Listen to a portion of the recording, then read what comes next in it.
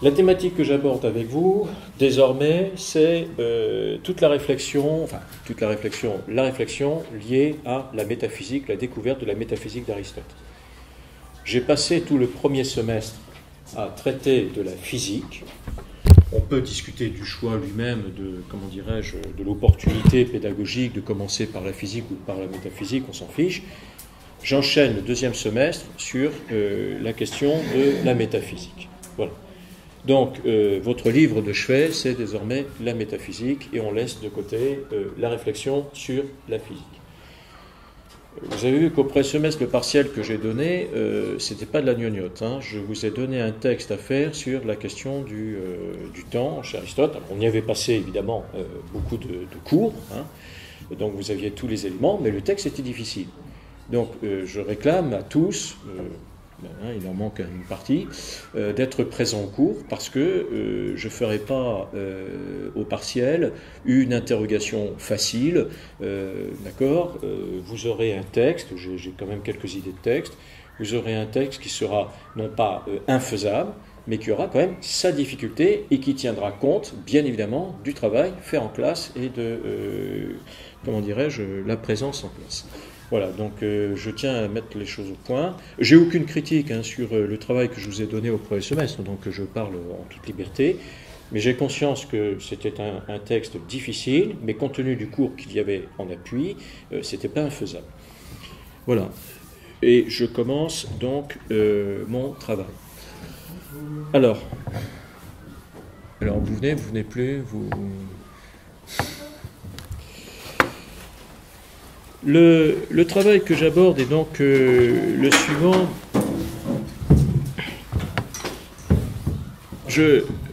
Puisque j'aborde donc la question de la métaphysique, le problème duquel je partirai, c'est donc à quelles conditions un savoir métaphysique est-il possible ? À quelles conditions un savoir métaphysique est-il possible ? Et c'est cette question qui va en fait nous occuper pendant tout ce semestre.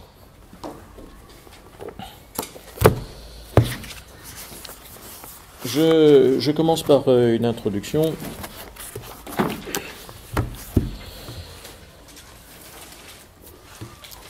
Alors, d'habitude, qu'on soit bien d'accord, aujourd'hui, dès qu'on énonce la métaphysique, on a l'impression qu'on parle d'une de ces vieilles gloires dépassées de la philosophie, et qu'on exhume un discours de je ne sais quel passé révolu, et qui appartiendrait davantage à une revue de musée qu'à l'exercice d'une spéculation en actes.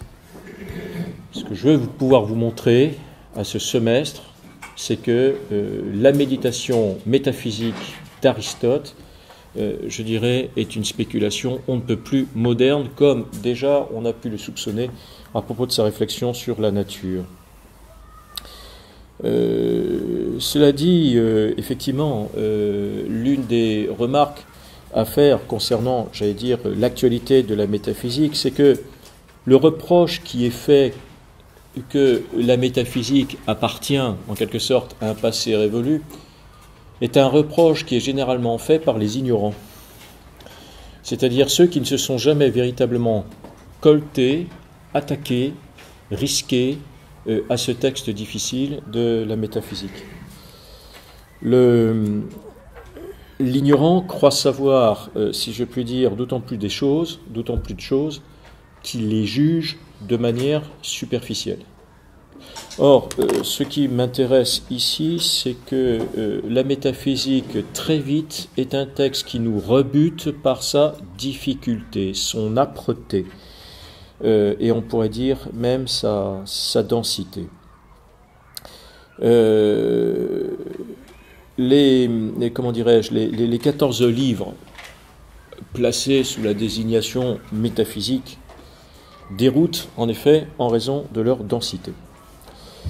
Il nous faut sans cesse, si je puis dire, passer de la lettre du texte écrit à l'intention. C'est-à-dire qu'il nous faut continuellement devoir lire ce texte entre les lignes. Et évidemment, évaluer cette intention, j'allais dire, au cordeau d'un texte rigoureux pour recomposer en fait ensuite à un itinéraire intellectuel que malheureusement Aristote n'éprouve pas toujours le besoin d'expliciter. Alors, autant dire que le travail que nous allons amorcer tout de suite se tient en opposition, si je puis dire, avec toute la modestie que réclame mon propos malgré tout, mais en opposition à la grande thèse d'Aubinck sur Aristote, enfin le problème de l'être chez Aristote, lequel Aubinck considère que Aristote lui-même, de lui-même, a ou aurait renoncé à la spéculation métaphysique elle-même. Comme s'il fallait voir dans le texte de la métaphysique d'Aristote, en fait, l'aveu d'un échec par son auteur lui-même. Je vous reporte à ce titre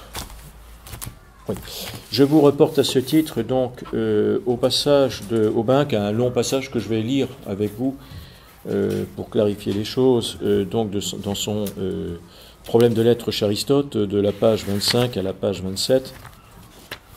Et vous allez voir à quel point ce texte est assez éloquent. Et il faut prendre le temps, enfin je dirais, de lire le texte pour apprécier la distance que nous allons prendre par rapport à cette interprétation qui aujourd'hui en fait est une interprétation, j'ai envie de dire, qui domine en tout cas la scène universitaire en France. Bon, moi ça ne m'intéresse pas de faire des cours pour répéter ce que d'autres ont dit. Vous avez le texte, débrouillez-vous, je reste chez moi. Si j'estime avoir une petite mission ici, c'est de pouvoir introduire les étudiants à un exercice de libération par rapport à ce qui constitue l'académisme universitaire. Voilà. L'académisme universitaire ici, concernant Aristote, est très largement dépendant de la vision d'Aubinck. Alors, voilà le texte.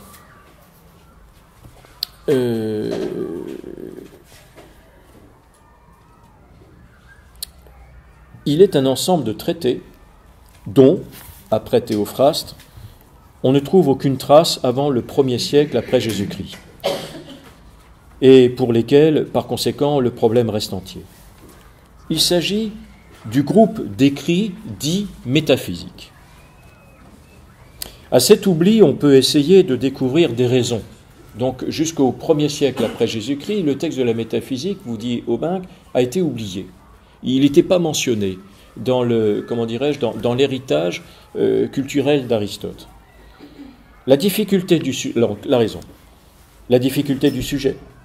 le caractère abstrait de spéculation sur l'être en tant qu'être, la contention d'esprit nécessaire pour penser un être qui ne soit pas un étant particulier, expliquerait déjà que des esprits moins doués ou simplement plus positifs que leur maître aient renoncé assez tôt à lire des textes qui les rebutaient par leur sécheresse et leur abstraction, et que, par contre-coup, la recherche métaphysique privée de l'impulsion ou de l'appui qu'elle aurait trouvé dans les textes aristotéliciens se soit rapidement tarie. Mais cette explication demeure insuffisante. Autre chose est, par exemple, de ne pas comprendre les mathématiques, mais autre chose d'estimer que les mathématiques n'existent pas. Les disciples d'Aristote auraient pu se détourner de la métaphysique tout en lui réservant une place dans l'édifice du savoir. Ce qui fut en réalité perdu pendant des siècles, ce ne fut pas seulement la compréhension des problèmes métaphysiques, mais le sens même de leur existence. Donc voilà, autrement dit, on ne voit vraiment pas du tout à quoi, pour le dire grossièrement, on ne voit pas du tout à quoi les textes de la métaphysique servent. Voilà. Et je dirais, Aubinck entre dans cette perspective-là. Là est peut-être la raison profonde pour laquelle les écrits métaphysiques ont été ignorés ou méconnus jusqu'à Andronikos de Rhodes. Plutôt que d'opérer une révision radicale des concepts philosophiques pour faire une place à ces intrus, on préféra s'en tenir à la division traditionnelle, quitte à exclure, comme trop obscure d'abord, puis l'oubli aidant, comme non existant ce qui ne pouvait s'y adapter. Donc la différence du champ philosophique, par exemple, entre morale, logique, par exemple, cette distinction-là, ne trouvant pas à s'appliquer à la métaphysique, on l'a carrément rejetée du corpus intellectuel, et voire finalement du corpus aristotélicien. Il reste que de son vivant même, Aristote avait échoué à provoquer cette restructuration du champ philosophique qu'impliquait l'apparition d'une science qui prit, pour la première fois comme objet propre, non plus tel étant particulier, mais l'être en tant qu'être. Donc, aspect absolument révolutionnaire d'Aristote, d'envisager, j'y reviendrai bien sûr de nombreuses fois, la pensée de l'être en tant qu'être, alors que jusqu'ici, on s'était attaché à penser la vie, à penser la nature, à penser le divin, ou l'homme, la matière, mais jamais à penser l'être comme objet en tant que tel. La remarque d'Aubin me paraît quand même assez ici spécieuse, parce que en fait, si on se tourne du côté du texte du Parménide de Platon, on assiste à quoi? Alors plus radicalement qu'une pensée de l'être en tant qu'être, d'une pensée de l'un. C'est encore plus redoutable comme abstraction que ne l'est le texte d'Aristote lui-même. On comprendrait encore qu'Aristote n'eût pu imposer son point de vue aux écoles rivales, qui pourtant, dans un domaine où le stagirite fut le plus heureux, furent bien obligés de reconnaître en lui le fondateur de la logique. Mais qu'Aristote ait pu convaincre ses propres disciples de la spécificité d'une science de l'être en tant qu'être et de l'intérêt qu'il pouvait avoir à s'y consacrer, il y a là une situation si étrange qu'on peut se demander si Aristote ne l'a pas lui-même provoquée. Donc cette situation. S'il reste vrai que la philosophie, la sophia, ne s'occupe pas de ce qui naît et périt, ne faut-il pas voir aussi dans cette réhabilitation de la recherche terrestre, du vivant par exemple, par Aristote, l'aveu d'une certaine désaffection pour cette sagesse plus qu'humaine qui a le double inconvénient d'être difficilement accessible et de ne pas concerner directement notre condition. En clair, ce qu'Aubin veut dire, c'est que Aristote, je vais passer sur un passage qui me donnait qui est un peu long, Aristote a renoncé à la réflexion de la métaphysique de son propre vivant pour se consacrer davantage à l'histoire, ou pour se consacrer davantage à la biologie, ou voire finalement à d'autres passages à rajouter à la physique, pour la bonne et simple raison, c'est que notre condition terrestre ne se prête pas à une spéculation aussi abstraite que penser l'être en tant qu'être, c'est-à-dire cette philosophie première dont Aristote va, claironner dès le livre Grand Alpha, chapitre 2, l'existence, et qui est désignée comme étant une science quasi divine, mais qui ne s'accorde pas à la réflexion, à notre condition humaine. Donc, il y a tout lieu de penser avec Aubin que la spéculation métaphysique ait été comme un essai à sa réflexion et ne se présentait un essai, un brouillon en quelque sorte à sa spéculation et ne se prêtait pas du tout, je dirais, à une démarche proprement scientifique. Ne se prêtait pas du tout à un savoir ou n'ambitionnait aucune vérité. Voilà. Et j'ai envie de dire, le désaveu perpétuel dans lequel la métaphysique aujourd'hui est entretenue, est notamment encouragé par la position d'Aubin qu'ici, et notamment concernant Aristote. Est-ce que c'est compris mon propos? D'accord? Donc nous, ce que nous allons faire, c'est essayer de réhabiliter, je dis bien, la science métaphysique contre, je dirais, ces attaques continuelles de contemporains, en tout cas, ou contemporaines. C'est notre propos. Donc notre propos, c'est pas simplement de dire ce qu'Aristote a dit, mais notre propos se double en fait d'un enjeu qui est un enjeu polémique, qui est la réhabilitation de la métaphysique comme science. J'ai insisté sur le mot densité, donc en grec pyknos.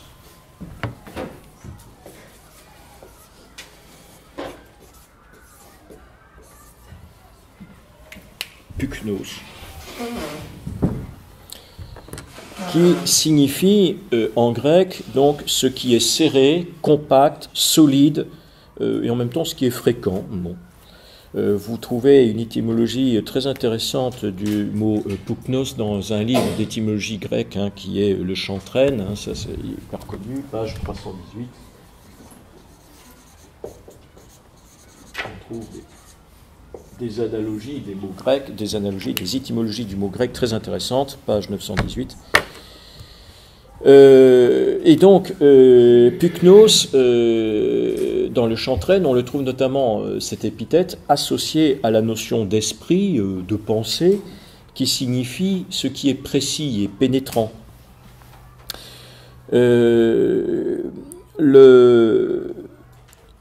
Il y a une expérience du pyknos, il y a une expérience de la densité dans la métaphysique, qui vient justement de la résistance du texte de la métaphysique aux attendus de notre pensée. La métaphysique d'Aristote se présente, je dirais, comme un lieu de subtilité austère et d'une rigueur parfois accablante. Il y a là ce que j'appellerais, moi, un factum operis, c'est-à-dire il y a un fait, non pas de raison, mais il y a un fait d'œuvre. Il y a une difficulté du texte qui laisse à penser qu'il y a quelque chose d'important qui est en train de se jouer. On n'est pas dans une rhétorique obscure et vide. On est confronté à une rigueur intellectuelle qui, par elle-même, dans son œuvre même, au moins dans sa lettre complexe, prouve qu'il y a quelque chose qui se dit et qui est en jeu. C'est ce que j'appellerais, moi, factum operis. Qu'est-ce que c'est que ce pyknos? Qu'est-ce que c'est que cette tension dont je viens de parler? Qu'est-ce que c'est que cette densité? Cette densité traduit un état de tension. Cette densité intellectuelle traduit, comme toujours, un état de tension. Un esprit dense, c'est un esprit tendu. Je vais donner plusieurs indications, je passe pour résumer. Cette tension, en fait, pour la résumer rapidement, c'est quoi? On la trouve signifiée dans Éthica Nicomaque, livre 10, chapitre 7, c'est finalement cette difficulté et en même temps cette exigence de l'homme de devoir s'arracher à sa condition terrestre pour tendre justement à une autre condition qui est une condition quasi divine. Tension pour l'homme et en même temps difficulté pour l'homme à vivre divinement. 1177b, 19 et suivant. Difficulté de l'homme à vivre divinement, mais en même temps exigence pour l'homme à vivre divinement. Cet état de tension ne se résume pas du tout à une contradiction ou une rivalité entre le sensible et le suprasensible. Elle relève, je dirais, d'une situation de contradiction que je vais commenter. J'ai souligné tout à l'heure le caractère, obsolète de la métaphysique, de l'aveu même d'Aristote, selon Aubank. Je lui préfère l'approche qu'en fait André de Murat dans la reprise qu'il fait des traductions de la métaphysique, qu'il appelle les métaphysiques chez Aristote. Il y a une introduction de André de Murat sur les métaphysiques d'Aristote. Il dit ceci: il définit la métaphysique comme, vous pouvez noter la citation, il définit la métaphysique comme le cas unique d'une science empirique, le cas unique d'une science empirique qui procède critiquement à la constitution de son objet propre, qui procède critiquement à la constitution de son objet propre.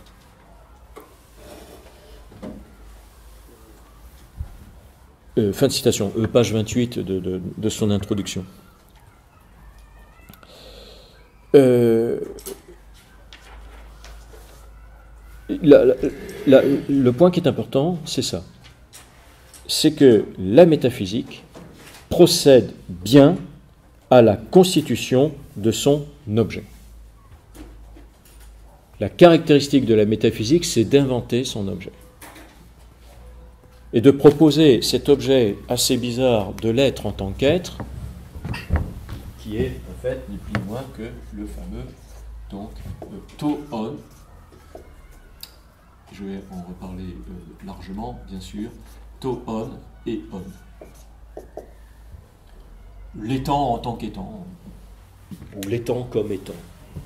C'est cette notion, cette expression bizarre, qui est en fait le rendez-vous de la spéculation métaphysique. Là, on est aux prises d'un étant qui ne se limite pas à telle réalité physique ou à telle propriété mathématique. On est confronté à la spéculation pure. Cet étant en tant qu'étant, je dirais, qui n'est signifié nullement dans la réalité sensible qui nous entoure. Comment l'appréhender ? Et c'est là que je fais une réserve par rapport à la citation d'André de Murat, c'est que si la métaphysique constitue bien son objet, il n'est pas certain que la science métaphysique soit de nature, elle, empirique. Là, de ce point de vue-là, comment dirais-je, mon regard sur la citation de Murat adopte certaines réserves ou certaines distances. Hein.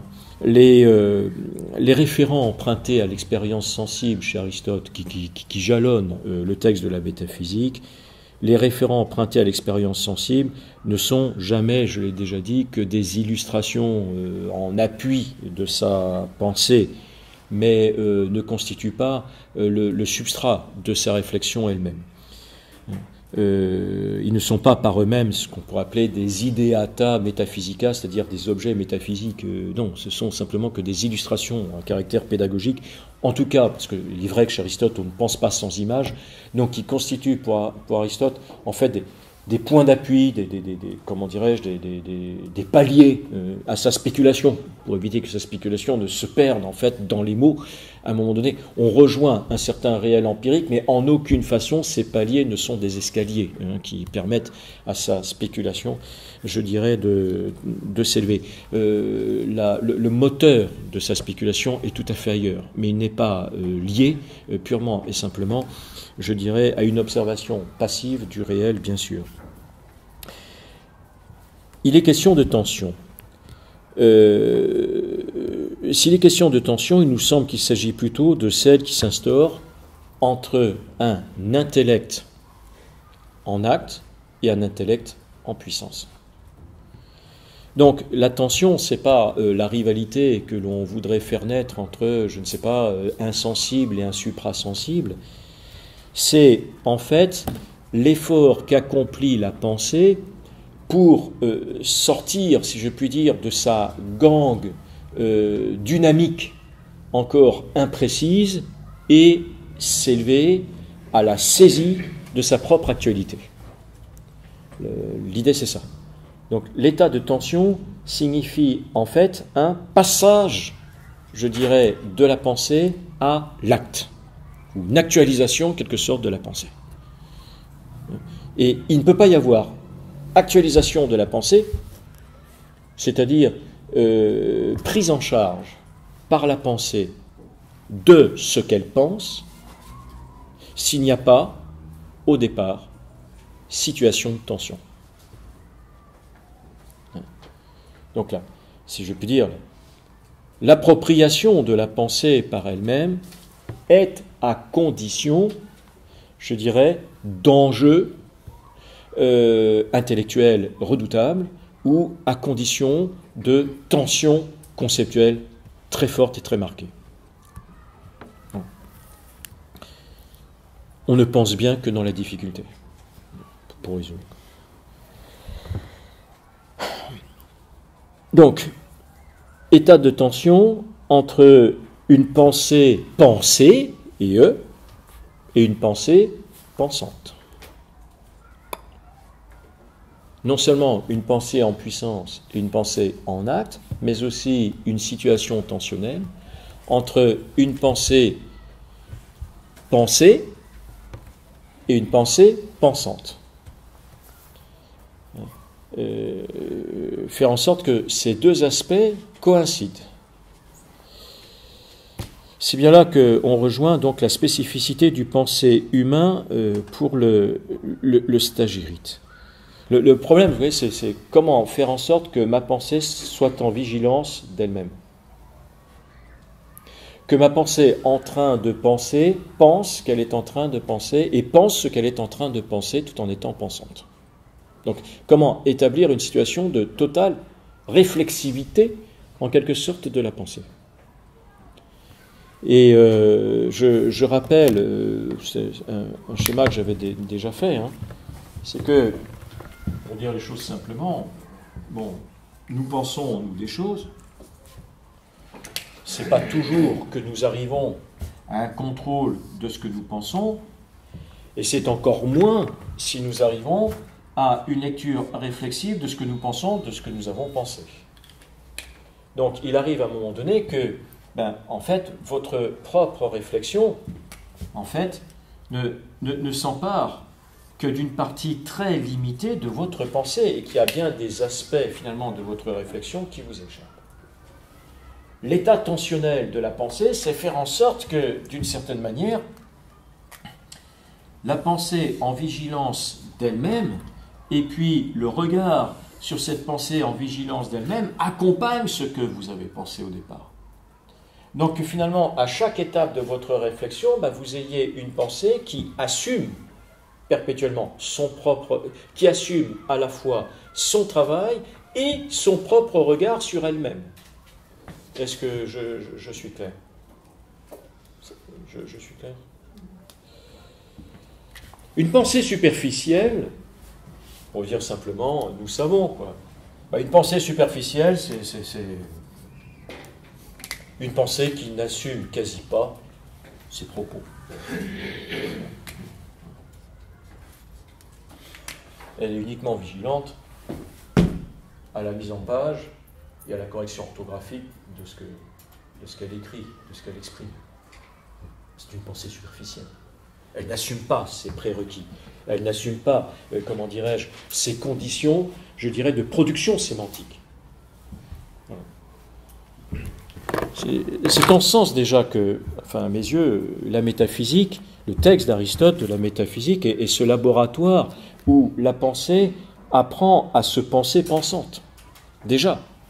Et je ne vois pas du tout l'indice, contrairement à ce que dit Aubac, là, en tout cas, d'une tentative malheureuse, ou en tout cas en échec, de vouloir s'emparer du réel, ou de proposer un regard scientifique sur, on va dire, sur la vérité.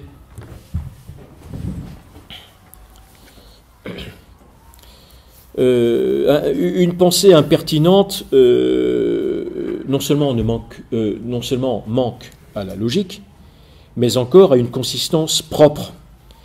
Et en plus, elle est reconnaissable, je dirais, à cette insouciance rhétorique qui consiste de glisser facilement sur les difficultés théoriques, intellectuelles, conceptuelles qui se présentent à ces thèses. On s'en sort avec une cabriole rhétorique et le problème est réglé. Et il y a des traces de ça déjà parmi les contemporains d'Aristote, lorsque, par exemple, on est amené à confondre, alors ça nous l'avons vu dans la physique, la cause avec la matière, à confondre ce à partir de quoi il y a devenir avec ce qui est la cause du devenir, c'est-à-dire ce par quoi il y a devenir. Donc, lorsque je ne fais plus la différence au niveau conceptuel, j'ai une pensée facilitée. Mais une pensée facilitée, ce n'est plus une pensée qui est produite en vigilance d'elle-même. Donc c'est une pensée qui manque à l'exigence de vérité par conséquent. Pensée superficielle. Et je pense que, en fait, pour Aristote, il n'y a pas des pensées vraies et des pensées fausses, mais il y a des pensées denses et des pensées superficielles. C'est là que, justement, le nous avons un rendez-vous privilégié avec Aristote. Alors je sais bien que ce que je suis en train de vous dire concernant la métaphysique se heurte à un désaveu majeur à partir de l'irruption de la physique galiléenne au XVIe siècle.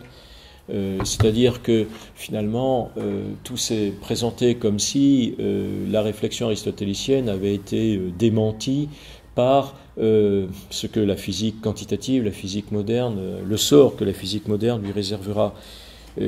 C'est vrai que de ce point de vue-là, il y a eu un abus, si je puis dire, de la métaphysique sur un terrain qu'elle aurait mal maîtrisé, c'est-à-dire en fait la géométrisation du mouvement. Mais je me suis interrogé sur la raison de ces déconvenues et de ces cruelles déconvenues. Peut-être faudrait-il souligner à l'instruction d'un procès équitable contre la physique scolastique que les inepties scientifiques, certaines inepties scientifiques d'Aristote, n'auraient jamais eu lieu si elles n'avaient pas été aussi le prolongement imprudent, mais le prolongement qu'on peut comprendre malgré tout des succès d'une métaphysique. Jamais on ne se serait soucié de connaître la nature et ses phénomènes si l'on avait acquis ailleurs, au moins en tout cas, la conviction intime de savoir penser. Et la métaphysique, c'est la conviction intime que maintenant nous savons penser. Donc il y a une réussite, si je puis dire, scientifique de la métaphysique qui est en fait produire la pensée comme savoir. Produire la pensée comme savoir. À quels critères, donc, bien sûr, la question c'est la suivante, à quels critères devons-nous évaluer ce savoir? Bien sûr, c'est le problème fondamental. En effet, ce problème, c'est qui peut assurer jamais que les choses qu'on pense soient bien conformes à ce qu'elles sont? Problème classique. Eh bien, première remarque liée au thème du puktos dont j'ai parlé tout à l'heure.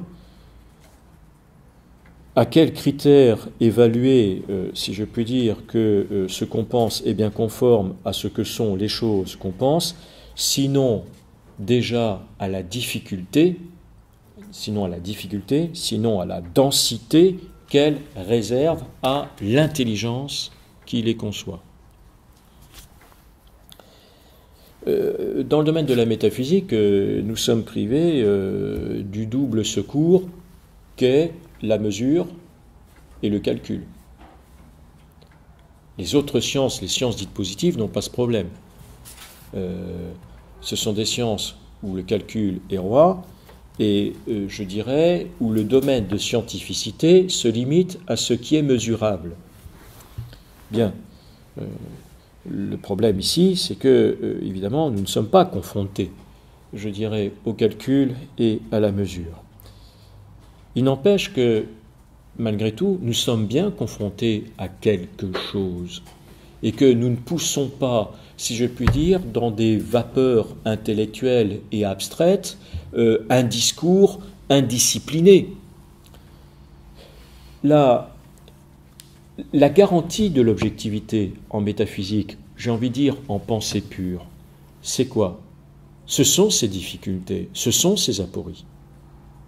Il y a en pensée pure, j'allais dire, contact avec les choses dès lors qu'il y a résistance, dès lors qu'il y a problème, dès lors qu'il y a aporie.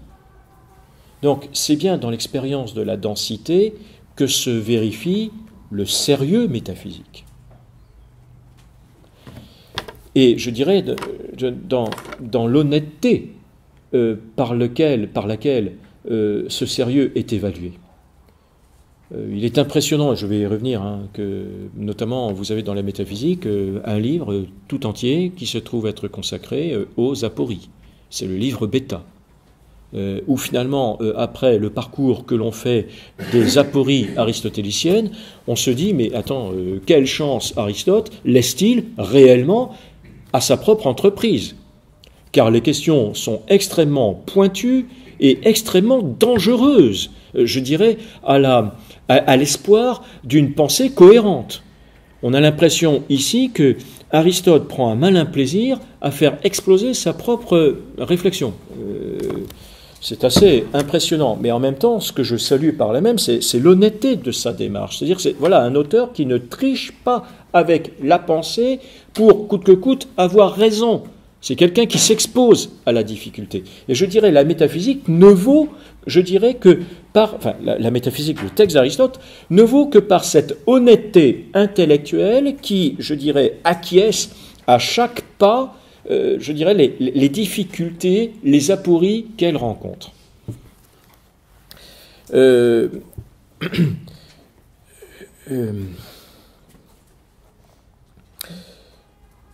Nous, le projet de la métaphysique est donc de faire droit, autant que possible, à ces difficultés intellectuelles. Autant que possible. Je dis autant que possible, c'est-à-dire autant que la pensée qui les approche est encore préservée de se contredire. Autant possible, c'est-à-dire autant que la pensée qui approche ces difficultés se tient à la limite de la contradiction.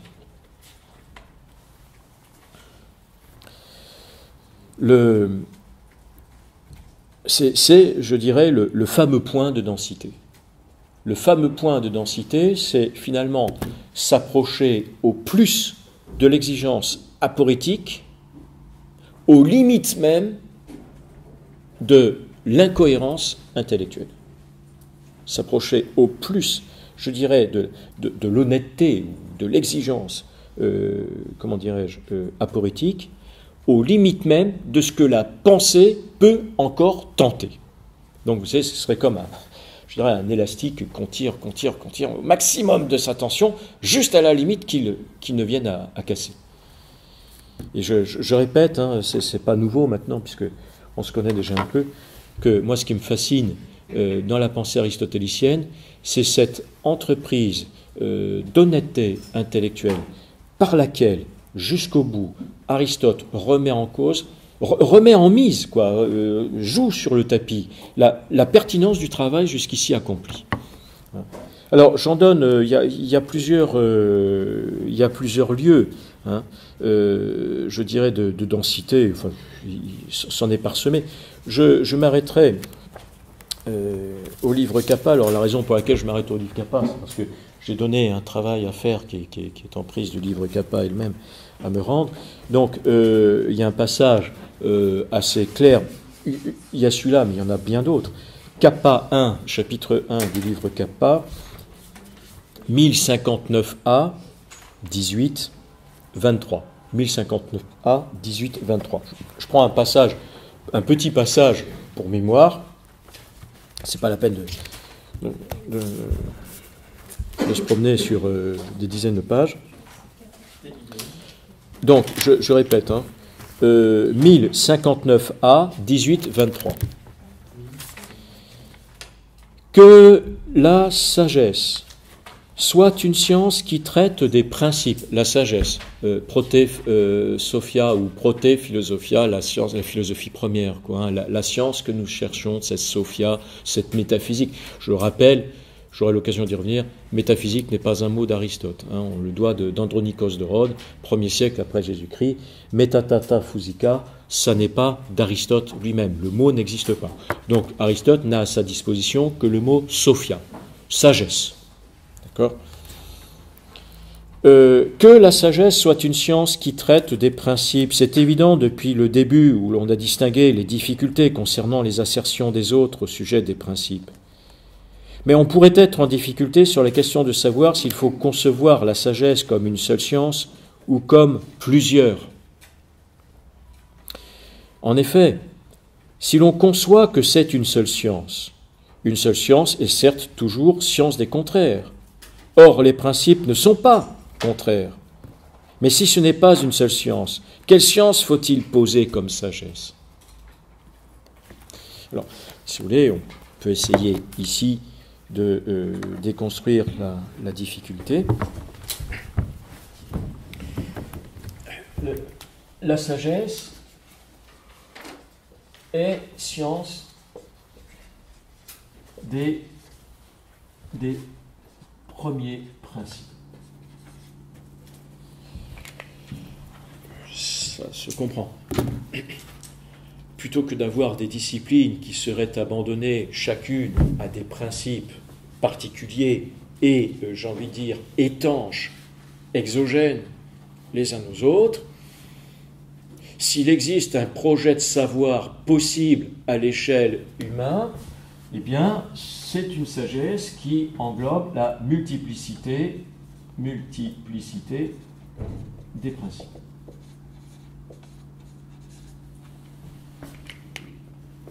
Bien. Sinon, je me trouve dans la posture très inconfortable de considérer qu'il existerait des principes, P, P', etc., qui ne soient jamais pensés. Mais déjà, vouloir penser qu'il puisse exister des principes qui ne soient jamais pensés, des principes à l'œuvre dans notre pensée qui ne soient jamais objet de cette pensée elle-même, c'est abonder dans la contradiction ou dans quelque chose qui est intellectuellement intenable. Comment peux-tu penser qu'il existe des principes qui exorbitent, qui soient extérieurs à ce que ta pensée peut en penser? Ça ne veut rien dire. Ou bien ils se tiennent en dehors de la pensée et donc ils n'interfèrent jamais avec elle, donc la pensée ne reconnaît pas de tels principes. Ou bien alors il faut considérer qu'une réflexion générale ou une pensée globale ou une pensée exhaustive de tout ce qui est intelligible n'existe pas. Est-ce que je suis clair? Hein? De choses une. Ou bien il existe une intelligence.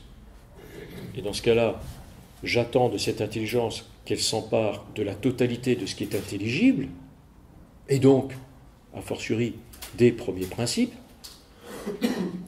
Ou bien alors je considère qu'il existe des réalités intelligibles qui exorbitent l'intelligence elle-même, mais je dirais le statut existentiel de ces principes ou de ces intelligibles-là ne répond à aucun domaine de définition.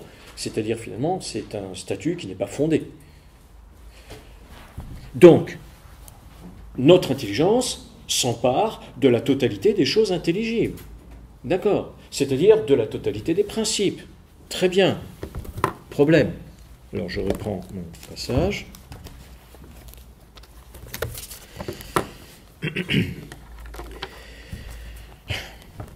C'est la question de savoir s'il faut concevoir la sagesse comme une seule science ou comme plusieurs. En effet, si l'on conçoit que c'est une seule science est certes toujours science des contraires.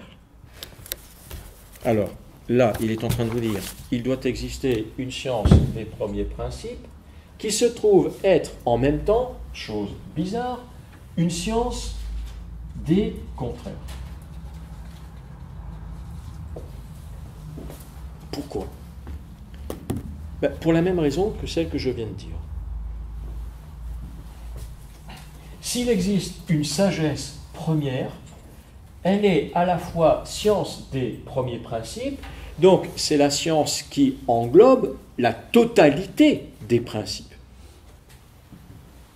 Si c'est une science qui englobe la totalité des principes ou la totalité, on va dire, des intelligibles, si c'est une science qui englobe la totalité des intelligibles, alors c'est une science qui doit pouvoir couvrir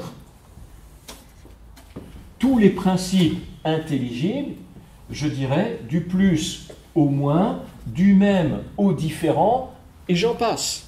Donc c'est une science qui doit être en mesure d'assumer, en réalité, la contrariété. Ou la contradiction. Pour l'instant, je ne fais pas de différence. C'est-à-dire une science de la totalité des principes, c'est en même temps une science de la multiplicité des principes, donc une science de la contrariété, de la contradiction, ou plus exactement, une science des opposés. Ça va? Est-ce que c'est compris? La mesure de la totalité intelligible pour Aristote n'est rien d'autre que, en fait, penser la totalité des opposés. Donc, la mesure de la totalité intelligible pour Aristote, c'est quoi? C'est l'opposition.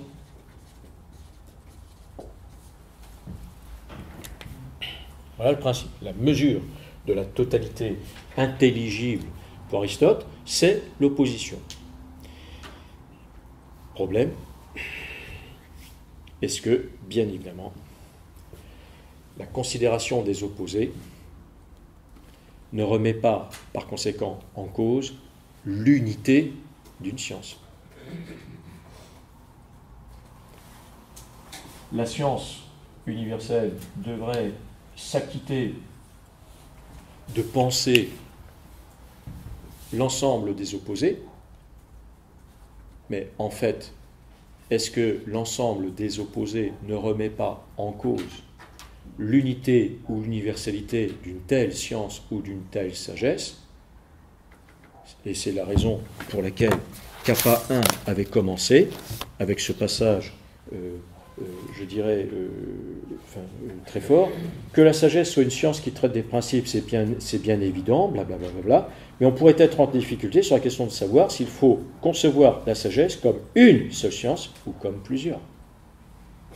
Donc, à son départ lui-même, à son commencement même, le projet d'une métaphysique ou le projet d'une sagesse, si je puis dire, qui s'emparerait de la totalité de l'expérience intelligible ou intellectuelle, n'est-il pas un projet voué à l'échec?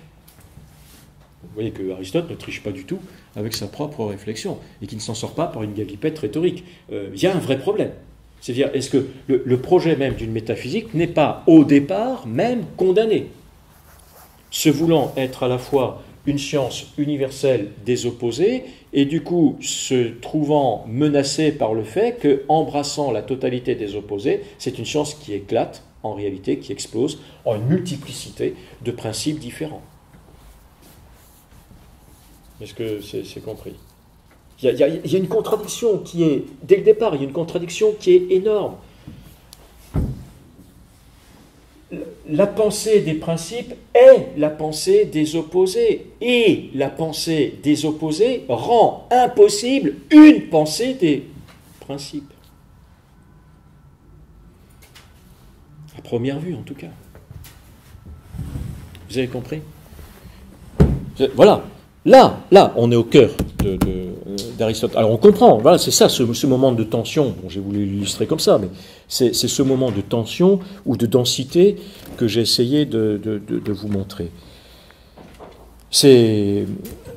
En fait, si vous voulez, on pourrait développer, il y a un point de densité entre ce que nous pourrions appeler à la fois la conscience analytique d'un côté, c'est-à-dire la vérité, et de l'autre la raison synthétique qui voudrait tout englober, c'est-à-dire le sens. Donc il y a un point de tension entre l'exigence de vérité et l'exigence du sens. Ces deux voies, ces deux forces sont divergentes. Et j'ai envie de dire, la métaphysique les pousse à leur niveau de rupture, très souvent, de très nombreux passages en tout cas, qui précisent dans un questionnement particulier l'enjeu d'une problématique décisive qui nettement, on le voit, les dépasse.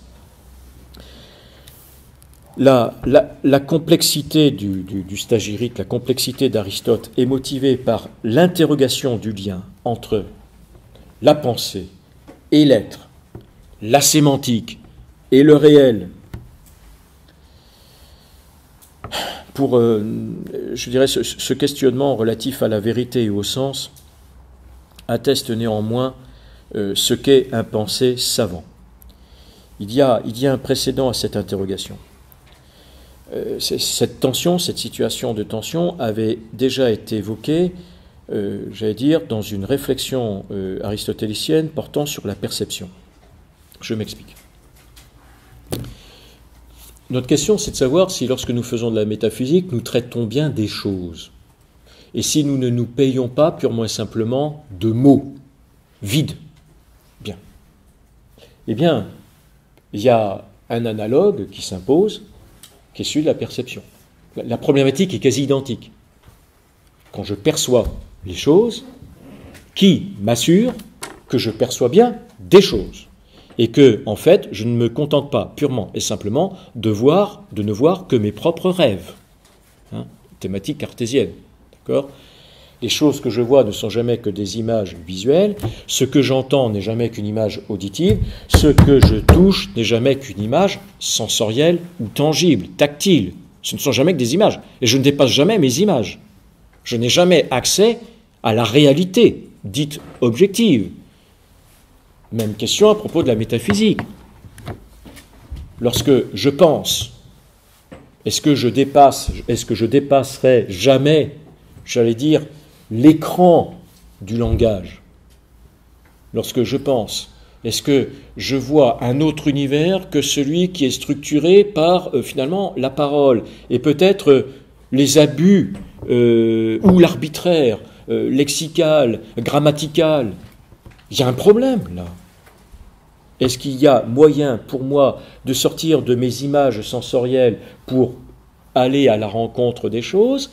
Au même titre, est-ce qu'il y a pour nous moyen de sortir en fait du langage pour nous placer en surplomb du langage et atteindre l'être tel qu'il est? Est-ce que vous avez compris la question?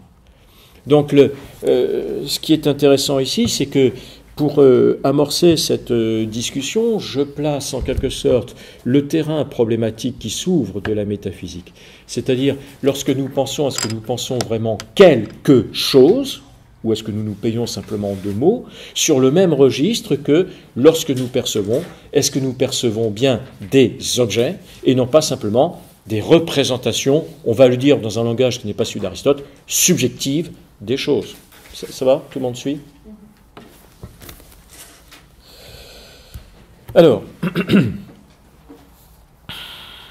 c'est pour ça que je dirais que la spéculation aristotélicienne relative à la fonction perceptive fournit, enfin il m'a semblé, la matrice intellectuelle à l'étude de l'aporie, si je puis dire, liée à la métaphysique. Quand vous pensez à un objet abstrait, est-ce que vous pensez autre chose que simplement vous payer de mots? Donc, j'en viens au problème de la perception. Comment être sûr, lorsque je perçois, que c'est bien une chose que je sens et non d'une imagination qu'il s'agit, pour dire les choses vulgairement. Et donc, pareil, comment s'assurer que c'est bien quelque chose distinct de la pensée qui se laisse penser par notre intellect et non un artifice intellectuel ou langagier. Et je vous reporte de ce point de vue-là à un texte d'Aristote qui, sert au plus près ces deux questionnements. Donc c'est pas moi qui propose de manière arbitraire cette relation-là, cette rencontre-là, mais c'est bien Aristote qui la met en place dans le De Anima, livre 3, chapitre 4. 429 à 13. Il dit ceci. Si donc, De Anima, livre 3, chapitre 4. De Anima, Péripsoukès, livre 3, chapitre 4. Si donc, dit-il, l'intellection est analogue à la sensation. Je ne fais que lancer la référence. Je m'attache donc, alors dans ce cours d'introduction, il va y avoir une petite réserve, une remarque, si vous voulez, sur la question de la sensation. L'enjeu de la sensation, de la réflexion aristotélicienne sur la perception. L'enjeu, en tout cas, de la comparaison que je propose entre l'intellection et la sensation, de la comparaison entre les deux, donc, c'est d'assurer une connaturalité entre le réel et l'intuition, alors perceptive, mais également l'intuition intellectuelle, d'assurer une connaturalité entre le réel et l'intuition qu'on en a. Qu'est-ce qui prouve cette connaturalité? S'il n'y a pas connaturalité entre, vous avez compris, le réel et l'intuition qu'on en a, à ce moment-là, nous sommes dans l'ignorance la plus totale. Cette connaturalité revendique l'effacement de toute épaisseur de la subjectivité, qui s'interposerait entre, j'allais dire, la perception sensible ou intellectuelle de l'objet et l'objet lui-même. Tout le monde me suit? Ça va? Bien. Voilà. Bon, je vous remercie de me dire oui, on a compris. Ça m'aide vachement. Bon. Donc, en fait, je vais m'attacher à l'analyse, du coup, là, maintenant, de la perception, pour plus d'ordre dans la réflexion.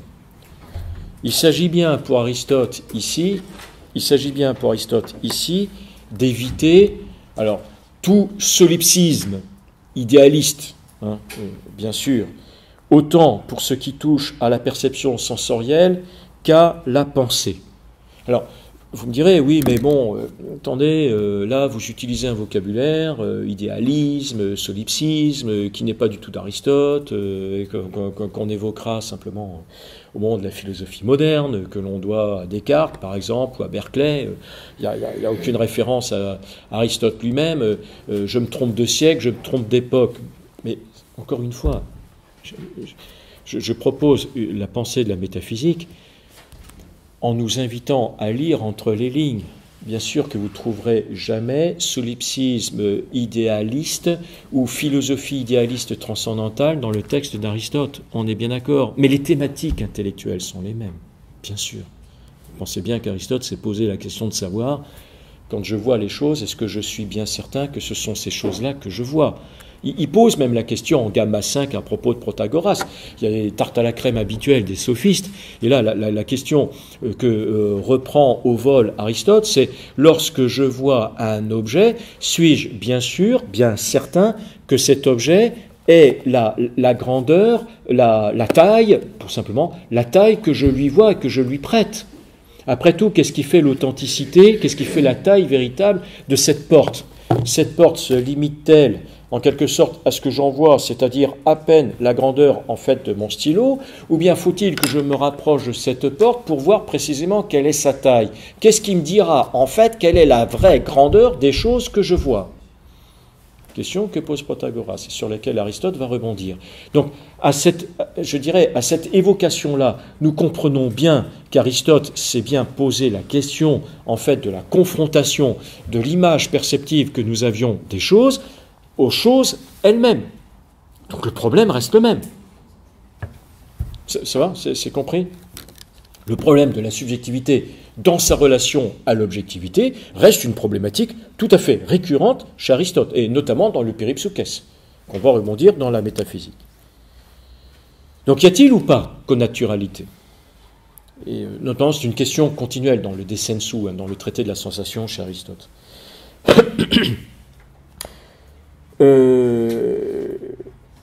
Donc, pour le dire trivialement, comment assurer à la fois que nous ne voyons pas que nos propres songes? Donc, De Anima, livre 3, cette fois-ci, chapitre 3.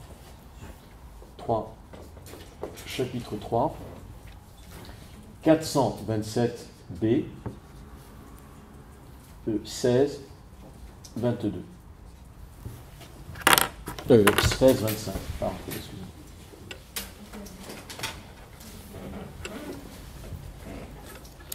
Comment assurer que nous ne voyons pas que nos propres songes, mais encore, parce que c'est ça qui intéresse Aristote, que notre activité intellectuelle ne tourne pas à vide, c'est-à-dire ne se prend pas au mirage de sa propre rhétorique. Je me limite au premier enjeu qui est celui de la perception. Il faut régler cette question-là. Au cœur du problème, donc relatif à la perception, nous rencontrons le statut spécial et délicat de l'imagination. Fantasia. Il convient de nous arrêter au statut précieux de l'imagination chez Aristote. Aristote s'en prend, comme c'est souvent le cas, à Empédocle et autres anciens, De Anima, livre 3, chapitre 3, 427a.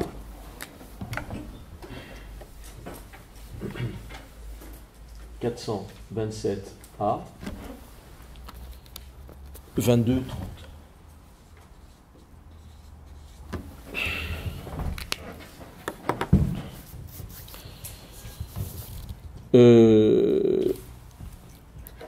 Empédocle et les autres anciens considéraient que, je veux dire, en empiriste sensualiste pur et dur, que l'intellect, l'intelligence, n'était rien d'autre que le reflet, l'image de la sensation. Voilà. Bon, au moins ça avait un avantage, c'est que la pensée va suivre les accidents de la réalité sensible. Donc c'est sympa, on a une vision de la pensée qui est une vision complètement passive. Mais au moins, cette passivité se trouve-t-elle être la garantie, je dirais, d'une pensée vraie ou d'une pensée empreinte d'objectivité. Donc on abandonne, si je puis dire, la spontanéité de la pensée pour lui préférer et lui maintenir en quelque sorte son objectivité. Bon, c'est pas du tout conforme, évidemment, à la réflexion d'Aristote, parce qu'il y a une spontanéité de la pensée. Quand la pensée métaphysique s'attache à penser l'être en tant qu'être, cet être en tant qu'être, si c'est une quelconque pertinence métaphysique, c'est d'abord et surtout que ça ne commence pas par être des choses qui se baladent dans la nature. Voilà.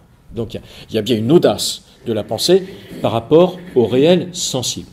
Donc Aristote ne veut absolument pas abonder dans cette thèse selon laquelle l'intellect serait en quelque sorte l'efficient ou le résultat de la sensation. Et l'argument que Aristote présente, je dirais, ou le contre-argument qu'il oppose aux thèses d'Empédocle, c'est précisément: nous sommes en mesure de démarquer la sensation de l'intellect à cause de l'imagination. Donc on a la sensation, on a l'intellect grand I, et entre les deux, petit i ou im, comme vous voudrez, l'imagination, qui sépare la sensation de l'intellect. C'est pour ça que la théorie de la fantasia chez Aristote est fondamentale. J'ai pas entendu, à cause de... L'imagination ici entière, qui à la fois sépare et en même temps relie, mais démarque en tout cas la sensation de l'intelligible. Ça va, de l'intellect, excusez-moi, la sensation de l'intellect.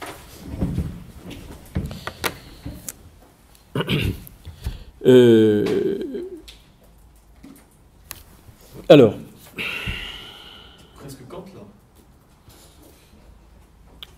là. Avec cette réserve fondamentale, ouais, bonne objection, mais qui nous fait prendre la mesure de la différence totale entre Aristote et Kant.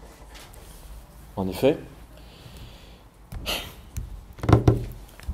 l'imagination transcendantale chez Kant, Leinbildungskraft, la force de mettre en image, est au profit de la subjectivité transcendantale. Alors que la fantasia aristotélicienne est au profit de la réalité sensible extérieure, c'est-à-dire de l'objectivité du réel sensible. Donc en fait, il va y avoir une reprise en main, si je puis dire, de l'imagination aristotélicienne au bénéfice de la réalité physique. Donc ça, vous allez voir, c'est fondamental. Là, évidemment, analogiquement, on pourrait dire c'est la même chose, Mais en réalité, ce sont deux considérations qui sont complètement exclusives l'une de l'autre, en tout cas dont les résultats sont complètement divergents. Mais je ne comprends pas très bien au profit, ça veut dire quoi? Dans ce cas-là, bien sûr. J'ai pas entendu. Au profit, qu'est-ce que ça signifie au profit plus de telle chose qu'au profit de telle autre chose? C'est ça que je n'arrive pas à saisir. C'est-à-dire qu'effectivement, vous dites qu'il y a une différence par le profit que Kant accorde au sujet et Aristote par rapport à la réalité, mais je ne vois pas où est la différence. C'est-à-dire qu'est-ce que ça veut dire au profit d'eux, au profit de... Je n'arrive pas à saisir.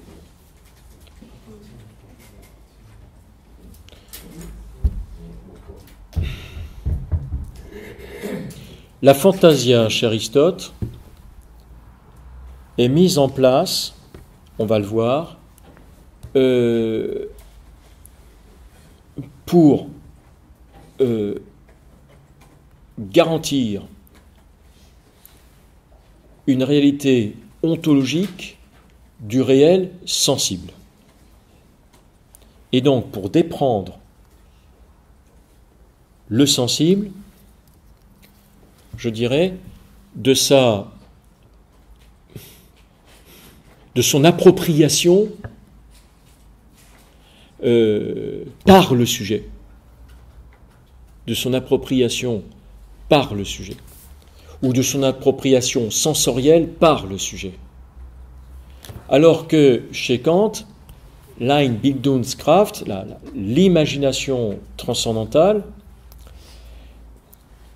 est mise en place pour verser l'espace et le temps comme des formes a priori de la subjectivité, d'accord, et pour, si je puis dire, retirer l'espace et le temps de leur, jusqu'ici, marque ou appropriation dans l'objectivité empirique. L'imagination transcendantale chez Kant est faite au profit de la subjectivité transcendantale, c'est-à-dire, en fait, c'est le moyen par lequel nous avons tous la possibilité d'organiser l'expérience et, j'ai envie de dire, d'inventer l'expérience dans l'espace de notre propre subjectivité. En fait, on ne sait jamais chez Kant ce que c'est que la réalité extérieure. Bon, c'est ce qu'il appelle le divers sensible, mais qui est hors espace, hors temps. Je ne sais jamais quelle tête ça peut avoir. Je ne sais jamais à quoi ça peut ressembler. Ça commence à ressembler à quelque chose, c'est-à-dire ça commence à se structurer en représentation dès lors que la subjectivité transcendantale s'en empare ou la restructure. Mais le rôle ici qui est attendu de l'imagination chez Aristote, c'est certainement pas de faire tomber la réalité sensible dans l'espace d'une subjectivité transcendantale. C'est au contraire de verser la réalité sensible aux choses, et donc de les démarquer, je dirais, de la subjectivité transcendantale. Donc il y a un rôle ici complètement inversé, je dirais, des deux imaginations. Est-ce que j'ai répondu à votre question ? C'est pour ça que je disais que l'imagination chez Kant, je ne parle pas de la fantaisie chez Kant, c'est autre chose, mais de ce qu'il appelle non pas de l'imagination reproductrice, celle que désigne Descartes, mais de l'imagination transcendantale. C'est pour ça que je disais que l'imagination transcendantale, l'imagination créatrice, comment dirais-je, chez Kant, est mise au profit, tournée au profit de la subjectivité transcendantale. Car il s'agit bien pour Kant de montrer comment la subjectivité transcendantale organise et constitue de ce point de vue-là les conditions de possibilité de l'expérience. Et ça n'est possible que par le détour de l'imagination transcendantale. Pas du tout chez Aristote. L'imagination va être utilisée afin de démarquer l'intellect de la sensibilité, et par la suite, on va voir, afin de démarquer l'expérience sensorielle que je fais des choses sensibles. Voilà, l'argument, je vais essayer de le trouver. Là. D'accord. Alors, donc, comment accorder à l'imagination le pouvoir de distinguer entre l'apparence elle-même, d'accord, et le jugement ou l'opinion que nous avons sur cette apparence, de cette apparence. Hein, je répète, Aristote revendique la place de l'imagination entière entre la sensibilité et l'intellect, et donc comment accorder à cette imagination la capacité à pouvoir démarquer l'apparence du jugement que nous portons sur cette apparence. C'est la question. Pour les animaux inférieurs, qui n'ont pas d'imagination, il en est question donc dans 428a, 10, 11, 428a, 10, 11. Il en est aussi question dans le livre Grand Alpha, chapitre 1, au début de la métaphysique. Le ver, par exemple, le ver de terre. D'accord. Bon. Pour les êtres inférieurs qui n'ont pas d'imagination, il est loisible de penser que le réel se confond, pour ces êtres-là, pour ces animaux inférieurs, il est loisible de penser que le réel se confond immédiatement à l'excitation sensorielle qu'ils en éprouvent. Les choses n'existent que, je dirais, dans l'expérience intériorisée qu'ils se font de la sensation. Uniquement au niveau je dirais, des stimuli qui viennent, si je puis dire, exciter leur capteur sensoriel. Et la réalité se limite à ces animaux, à ces êtres vivants, uniquement à la captation par leur récepteur sensoriel du réel. Mais ce n'est pas un réel qu'ils sentent, ce sont des excitations qui les conduisent. C'est tout. De ce moment-là, il n'y a pas de rapport à un réel exogène ou à un réel extérieur. Est-ce que c'est compris? Parce qu'ils n'ont pas d'imagination. Ils se laissent tout simplement guider, je répète encore une fois, par des capteurs. D'accord? Bien. Pour eux, ne se pose pas la question de différencier entre l'apparence sentie et la chose elle-même. D'accord? Ou d'avoir, je répète encore une fois, à distinguer entre l'apparence et l'opinion sur cette apparence. Or, nous avons la capacité à pouvoir distinguer entre l'apparence sensorielle, je mets S, et la réalité sensible, plus exactement. Enfin, nous avons la capacité de pouvoir distinguer entre l'apparence sensorielle et la réalité sensible, parce que nous avons la capacité de distinguer entre l'apparence sensorielle et le jugement sur cette apparence. Hein? Cette distinction-là, en fait, permet ensuite de distinguer entre ce qui relève de la subjectivité et ce qui relèverait de l'objectivité. Ça va, vous suivez? Donc le point stratégique ici à conquérir, c'est ça. Que vaut cette différence-là? Comment argumenter cette différence entre l'apparence sensorielle et le jugement ou l'opinion portée sur cette apparence? La faculté qui permet de faire cette différence, je répète, c'est l'imagination.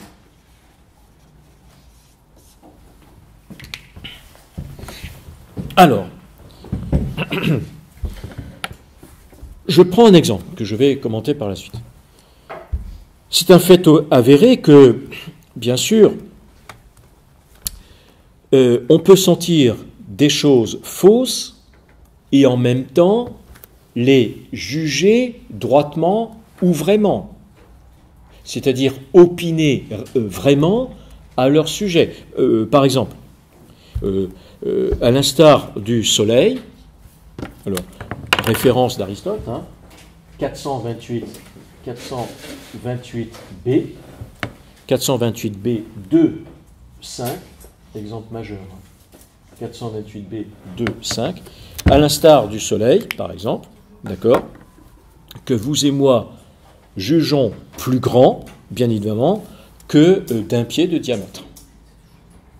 Je vois le disque solaire, je le juge plus grand, bien évidemment, je le juge plus grand que d'1 pied de diamètre. Donc, l'impression que j'ai du disque est fausse, si je me limitais à juger uniquement ce que je vois. Je sais pour autant que ce que je vois n'est pas conforme à ce qui est. Donc, je prépare la distinction entre subjectivité et objectivité. Ici, on pourrait me dire, mais comment savons-nous que nous jugeons que le Soleil ne se limite pas à à 1 pied de diamètre, comme nos yeux, en quelque sorte, nous le montrent? Je réponds par l'imagination. J'explique. L'expérience sensorielle, c'est d'abord l'expérience de ce que Aristote appelle les sensibles propres. Je m'explique. Le visible, plus exactement, la vue a pour sensible propre le visible. L'audition a pour sensible propre l'audible. Le toucher a pour sensible propre le tangible, etc., etc. Bien, limité, si l'on veut, à notre 5 sens. Bien. Mais l'expérience des sensibles propres se double, pour nous qui sommes doués d'imagination, se double de celle de ce que Aristote appelle les sensibles communs. Les sensibles communs n'ont pas de réalité sensorielle propre. D'accord ? Ces sensibles communs dérivent en fait de la combinaison, de l'imagination de ces sensibles propres les uns avec les autres. Parmi ces sensibles communs, nous en comptons 5-6, la grandeur, le mouvement, le repos, le nombre, la figure, l'unité. Ce sont les 6 sensibles communs dont fait état Aristote. Il n'y a pas un sens particulier ou un capteur sensoriel particulier pour le mouvement ou pour le repos. Ça ne veut rien dire. D'accord ? Bien. Donc, cette référence aux sensibles communs est donnée dans le De Anima, livre 3, chapitre 1. 425a, 13. C'est assez long, 425a, 13, 425b, 10. C'est une bonne page. Bien. Donc, ces sensibles communs ne possèdent pas d'organes, je répète, ces sensibles communs ne possèdent pas d'organes spécifiques. Mais, comme je vous l'ai dit, c'est bon la référence. Je vous donne la référence, je rappelle la référence dans le fond. De Anima, j'ai perdu mon truc. De Anima, chapitre 1, 425a, 13, 425b, 10.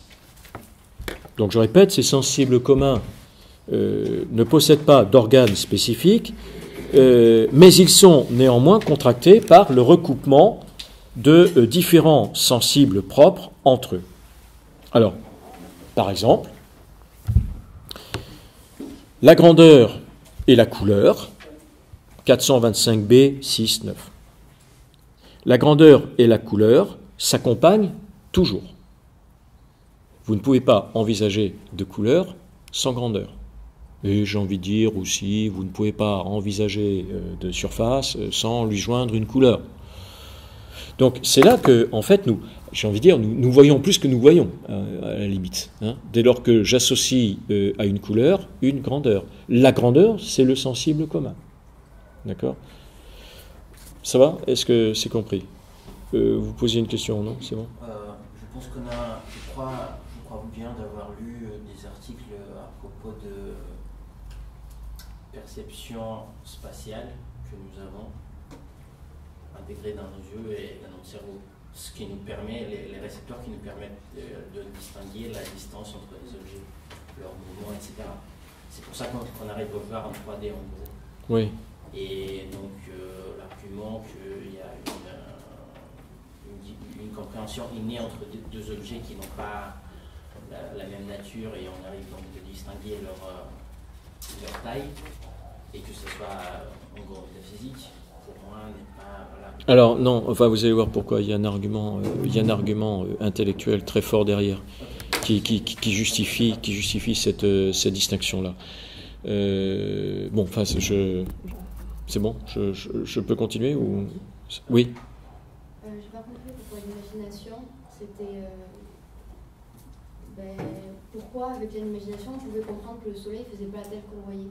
Parce que, mais interrompez-moi, hein, je ne veux pas que vous écriviez des choses que vous ne comprenez pas, hein, n'hésitez pas. Parce que, comment dirais-je, l'imagination, c'est la faculté des sensibles communs. Oui, mais c'est pas l'entendement. Pardon? C'est pas l'entendement. Non, c'est pas...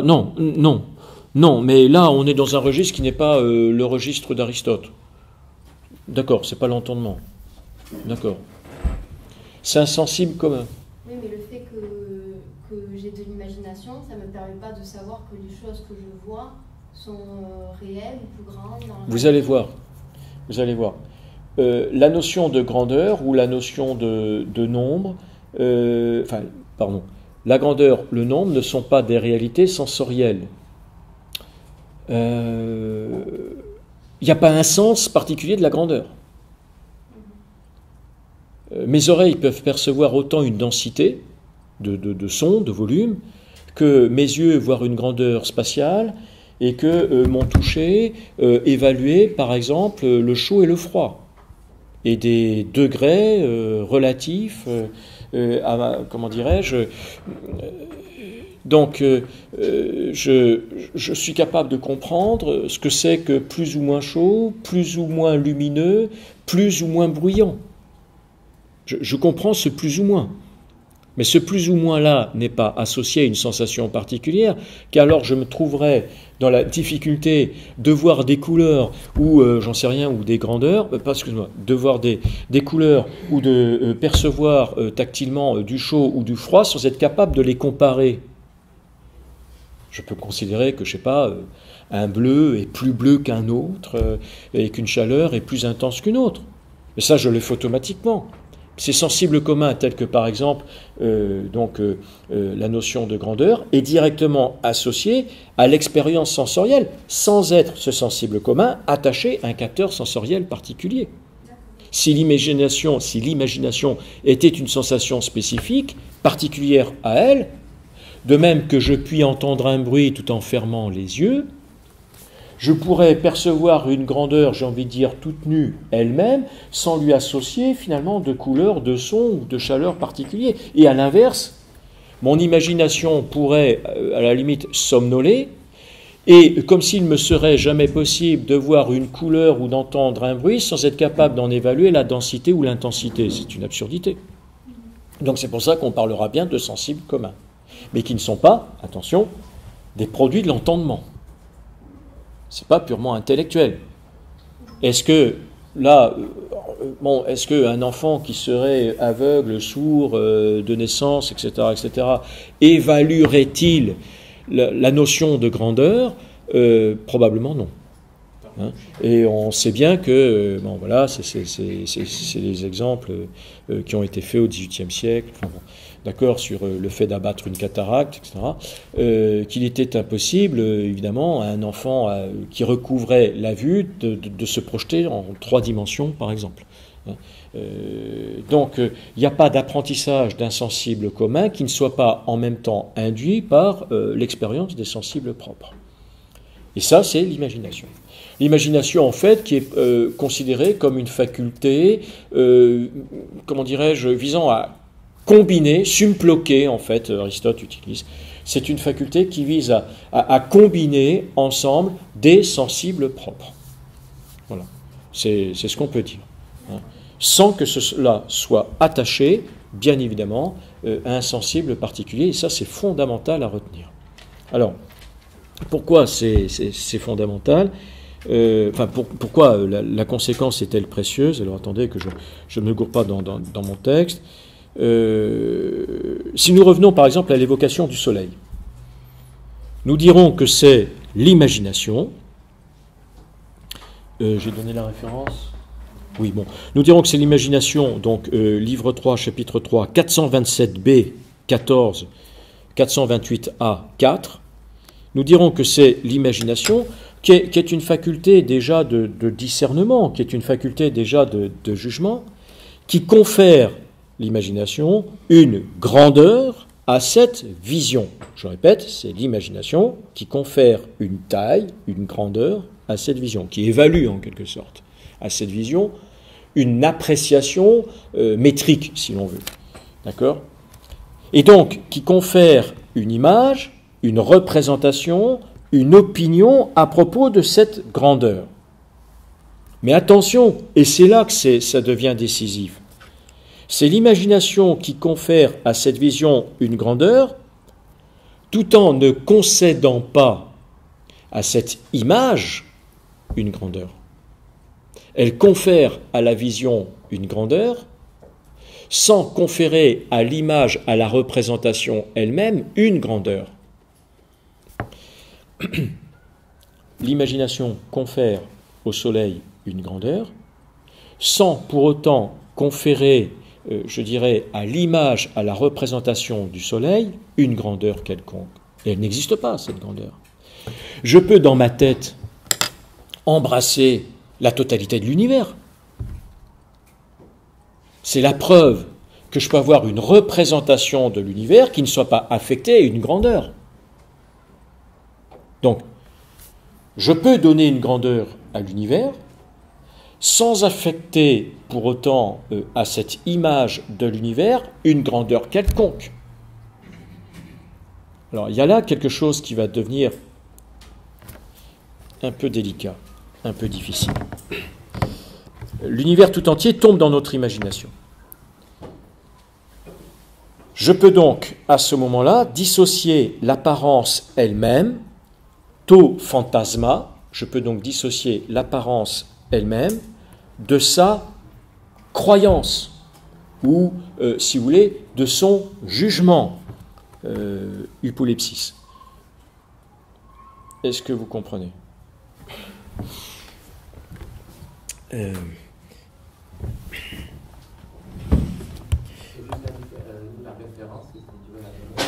Donc 3, 427b, 14, 428a, 4. Il y a quelque chose d'un peu subtil, mais de très intéressant.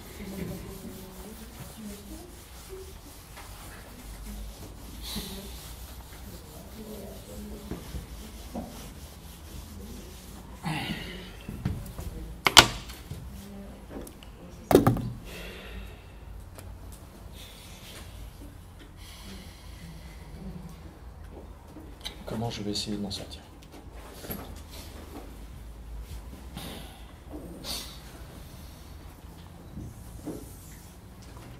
Je peux, dans ma subjectivité, mon cérébral, ce qu'on voudra, peu importe, on s'en fiche ici, faire tomber notre galaxie, ou le Soleil, ce qu'on voudra, tout entier. D'accord ? Et je peux prêter donc une grandeur que je vais évaluer en, je sais pas, en années-lumière, par exemple, en millions d'années-lumière. Je peux donc donner une grandeur à cette galaxie. Mais cette image elle-même n'occupe aucun espace ou n'a aucune grandeur cérébrale. Alors, l'argument est donc la suivante. Si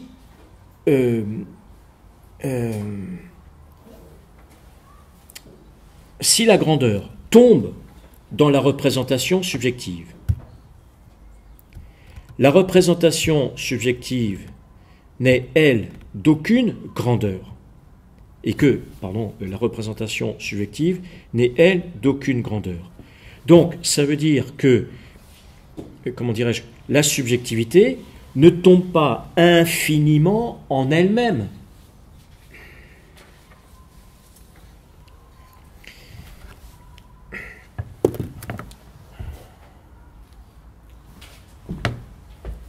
Ça m'embête que vous ayez cette caméra, parce qu'en plus j'hésite en... Ça m'embête avec ça. Je ne suis pas clair. Ça ne convient pas.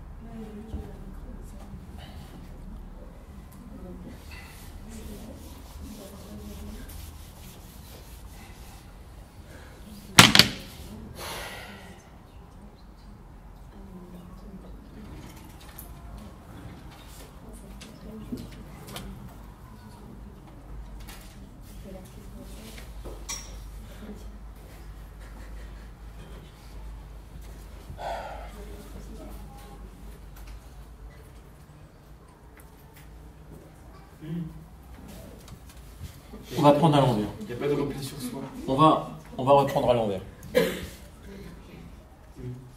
Si l'image de la grandeur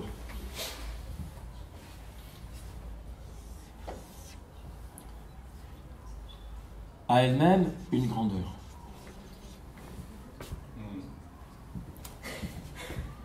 il y a donc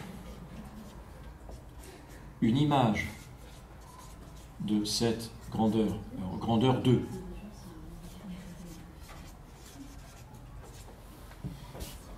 qui, à son tour, a une grandeur 3. Une grandeur 3 par rapport à quoi? Vous ne m'aidez pas. C'est la subjectivité comme en elle-même, il y aurait infiniment Voilà. le même processus. Donc, et je un répète. repli sur le sujet. S'il y a une image de la grandeur, s'il existe une image de la grandeur, mettons, du Soleil, d'accord? Donc une représentation de la grandeur. S'il y a une représentation de la grandeur, comme c'est le cas, par exemple, lorsque je vois le Soleil, par exemple,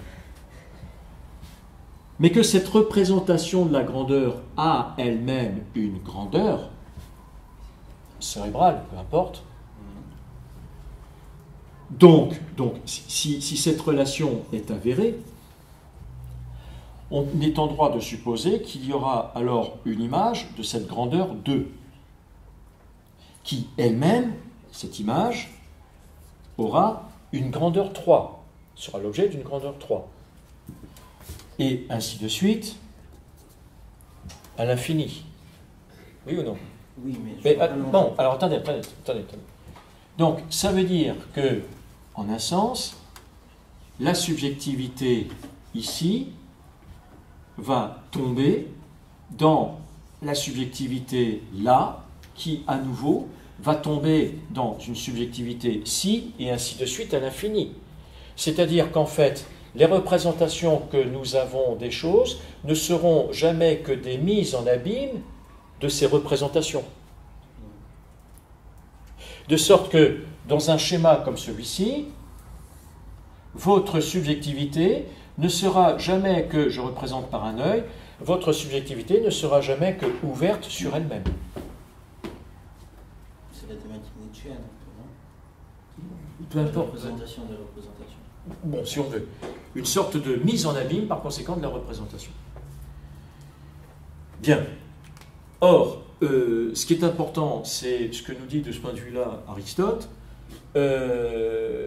à savoir que, non, pas du tout, l'imagination nous offre comme idée que les représentations, par exemple du Soleil, ont une grandeur, d'accord, qu'il y a une image de la grandeur, nous sommes d'accord, mais que cette image de la grandeur n'a pas, elle, de grandeur.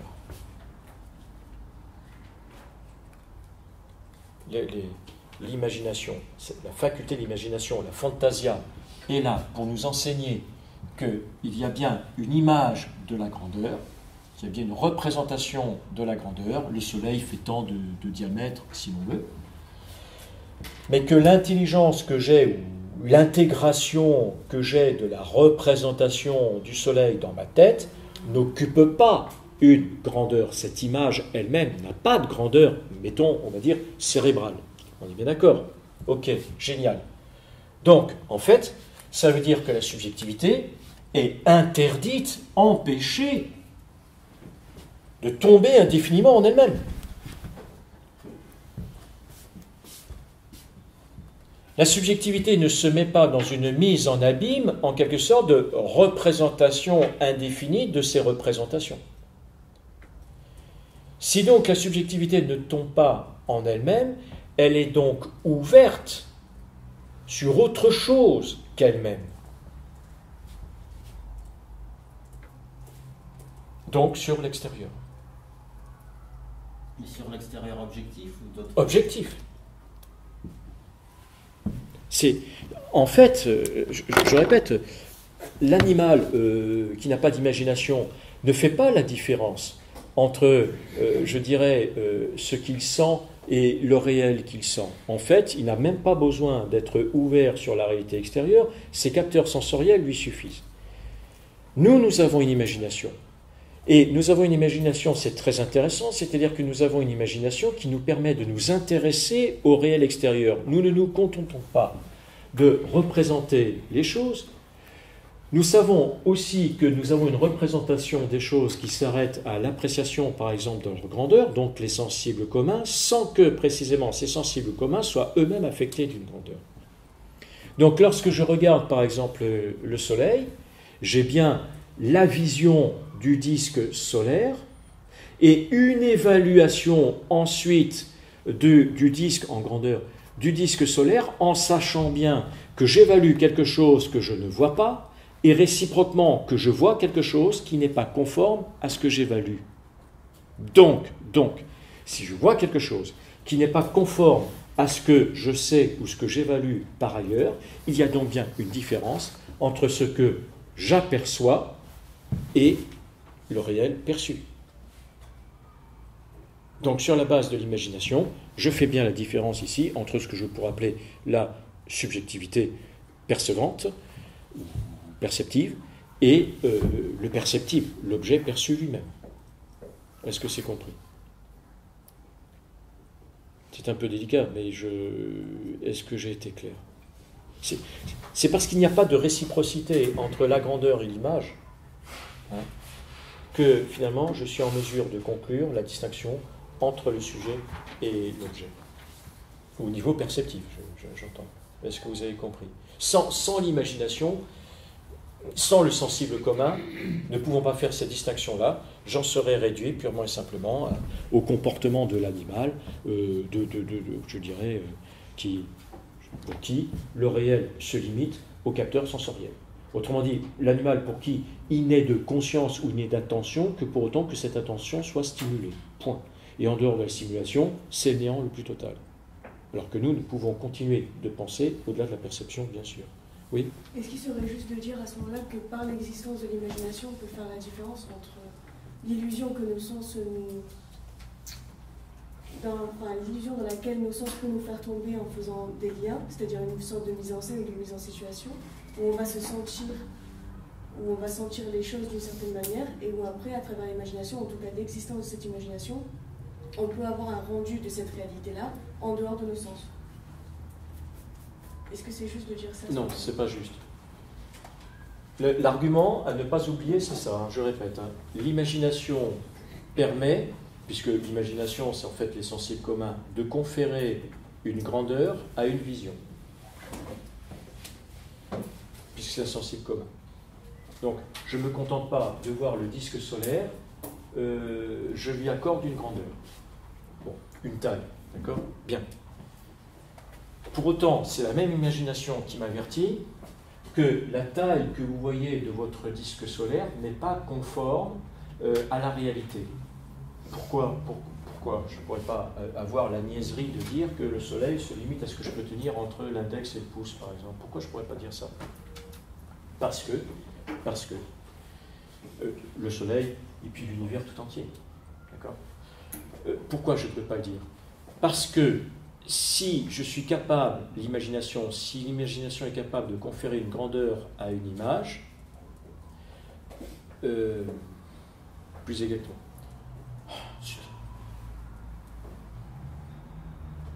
Zut, je me suis trompé.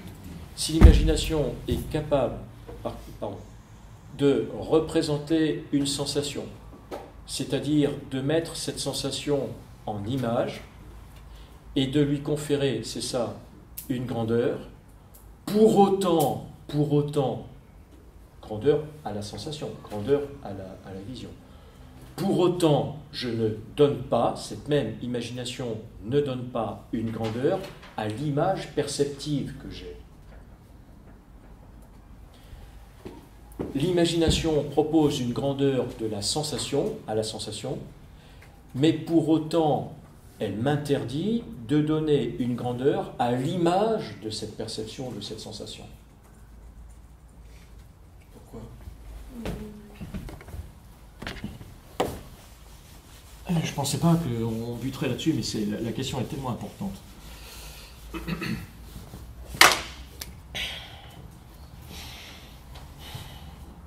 Il y a le sensible.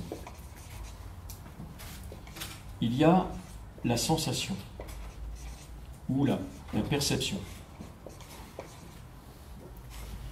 Il y a l'image, j'aurais dû faire ça plus tôt, après tout, hein.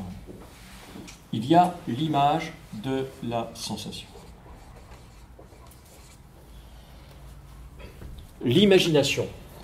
Bon, ça, la sensation, c'est CS, le capteur sensoriel qui s'en occupe, le problème ne se pose pas.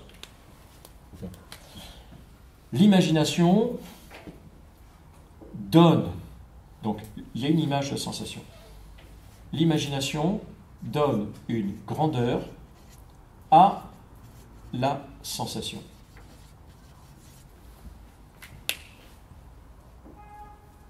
C'est un sensible commun, l'imagination. Donc, inévitablement, la sensation m'arrive chargée d'une grandeur. Attribuée, qualifiée par une grandeur. D'accord ? Oui ou non ? C'est un sensible commun. Il n'y aurait pas d'imagination, je ne verrais pas ma sensation, je dirais, affectée d'une grandeur quelconque. Donc, ma sensation se trouve affectée d'une grandeur par le travail de l'imagination. Mais,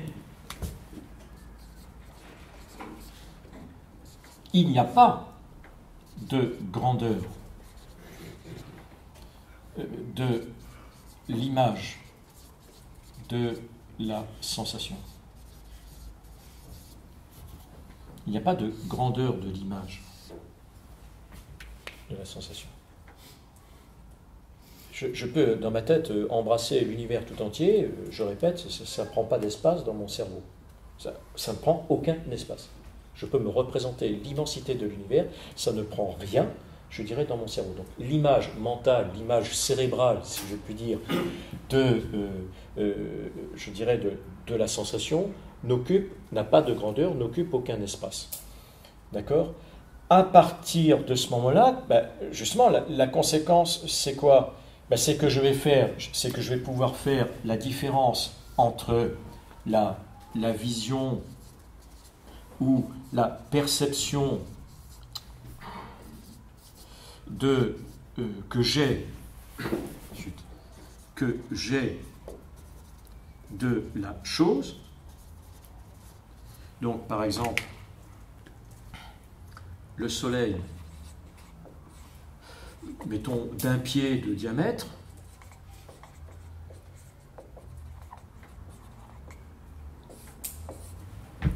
et de l'autre côté, donc je fais ces différences-là, et de l'autre côté, la notion que le soleil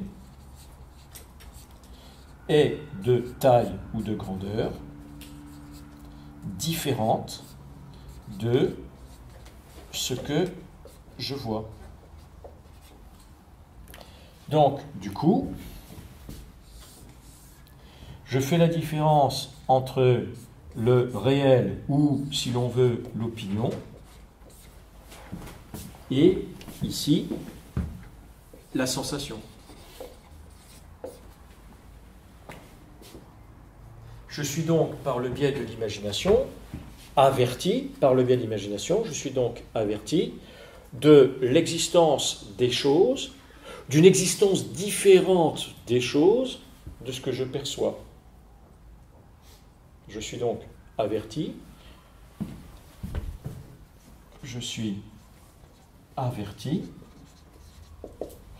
d'une existence distincte des choses par rapport, ou tout simplement de ce que, ou par rapport à ce que j'en perçois.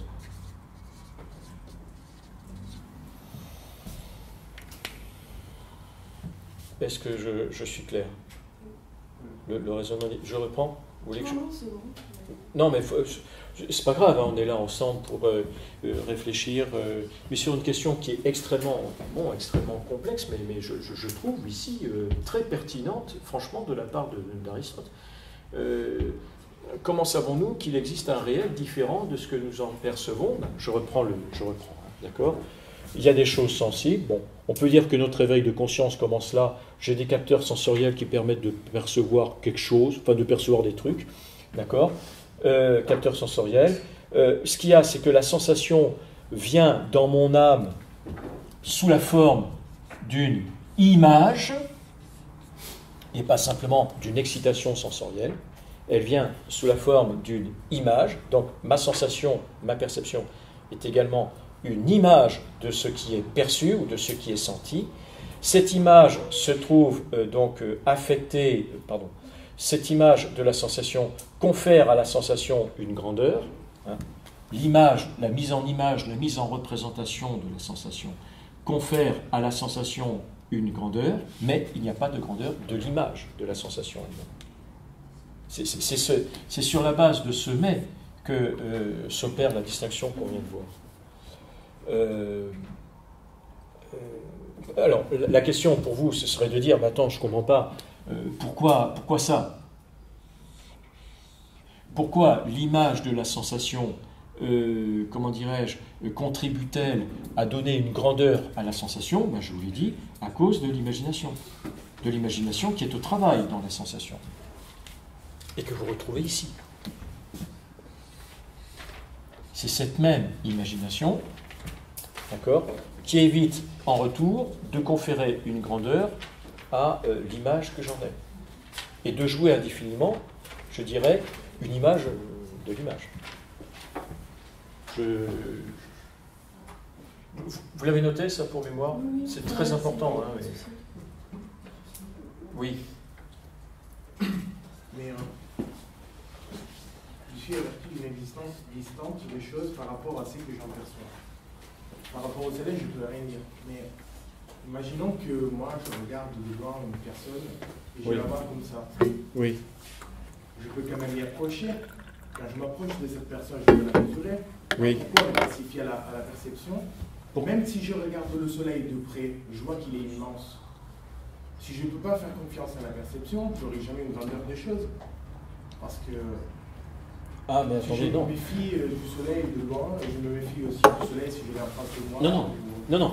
Ce dont je dois me méfier, c'est de la naïveté comportementale qui serait pour moi d'identifier les choses purement et simplement à la sensation que j'en ai.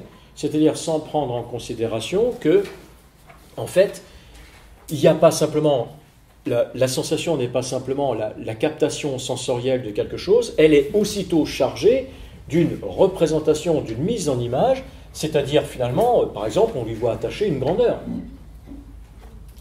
Je ne suis pas clair peut-être. C'est-à-dire l'imagination, elle fait un travail critique de la perception, qui est un travail constructif.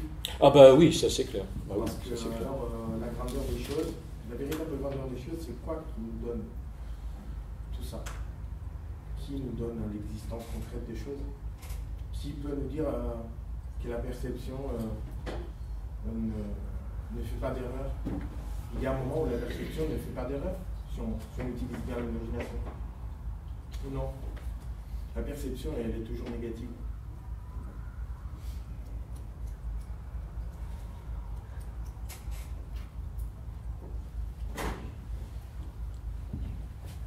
Je vais répondre.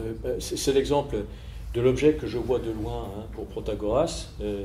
Quelle est la vraie taille de l'objet? Lorsque je le vois de près ou lorsque je le vois de loin? Ok. Réponse. Lorsque je peux le mesurer. Alors vous me direz, oui, mais je peux le mesurer de loin. Je peux tout à fait le mesurer de loin, mais d'accord.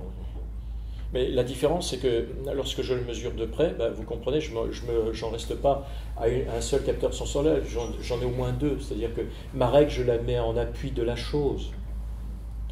Et que j'ai au moins un deuxième sens qui vient au secours du premier.